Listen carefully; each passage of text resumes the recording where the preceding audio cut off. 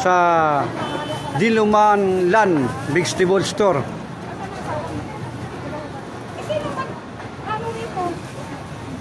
Ito po yung mga paninda nila. Ang mahal ko kasama bibigay bino.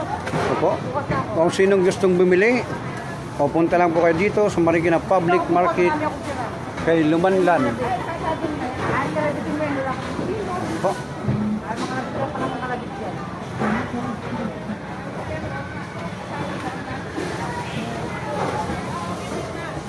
Pasok na. Kung sinong gustong bumili, punta lang kayo dito sa Marikina Public Market, matatagpuan to.